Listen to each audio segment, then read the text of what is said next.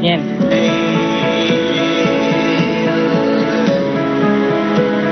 L'entrepreneuriat au Tchad est un véritable parcours du combattant. Dans un environnement où l'accès au financement est limité et où les infrastructures sont souvent insuffisantes, de nombreux jeunes Tchadiens se lancent malgré tout dans l'aventure entrepreneuriale. Leur bravoure est remarquable.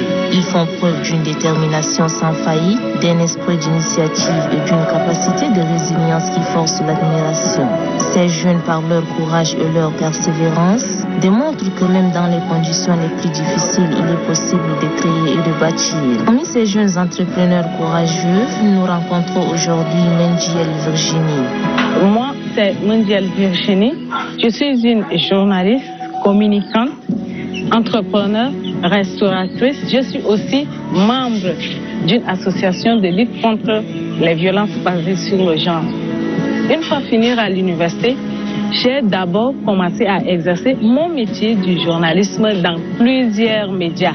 J'ai fait le tour des médias, mais je n'ai pas eu un contrat que je souhaite vraiment avoir.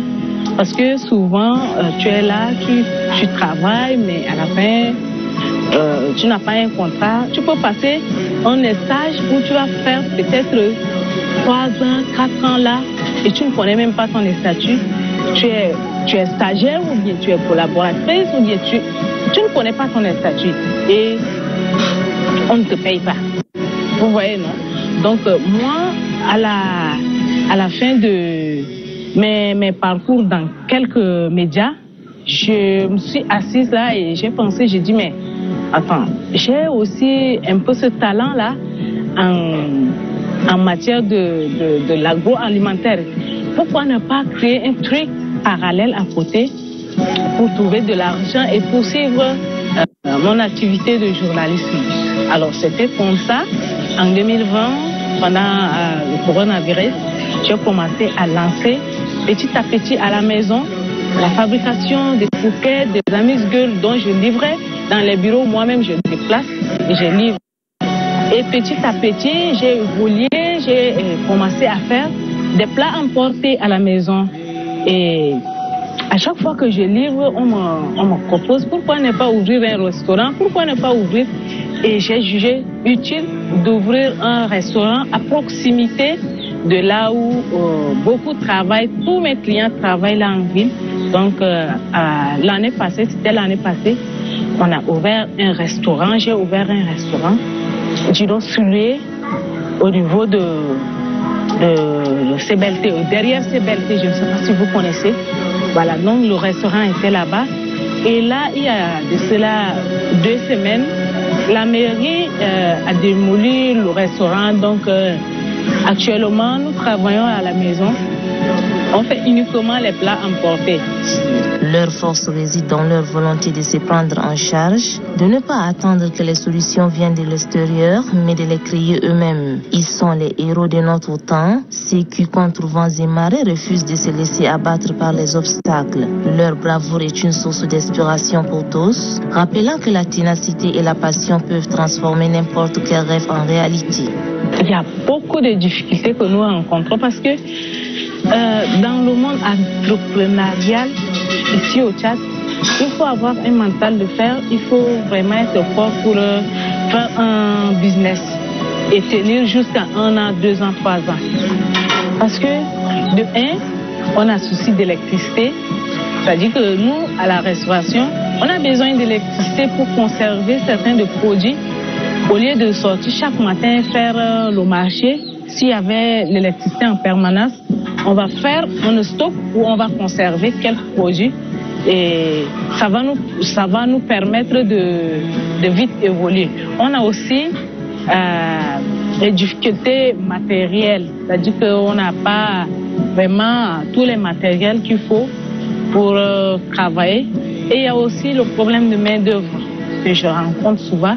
J'essaie d'employer quelques jeunes qui travaillent et à la fin, ils ne travaillent pas comme je le souhaite et ça frustre certains clients, ça met un peu en conflit les clients parce qu'il faut vraiment répondre à l'attente des clients comme il le faut. Mais si un serveur ou bien une cuisinière ne fait pas la volonté du client, ça pose un peu aussi de soucis. Et il y a aussi le problème de communication avec les clients aussi. Souvent, on ne s'entend pas pour les clients. Voilà. Il faut aussi céder aux caprices des clients et qu'il y a des moments où, bon, toi-même, tu peux ne pas être de bonne humeur et puis voilà, ça peut frustrer et puis ça peut créer un peu de soucis aussi. Je suis très fière de moi parce que je ne dépends de personne.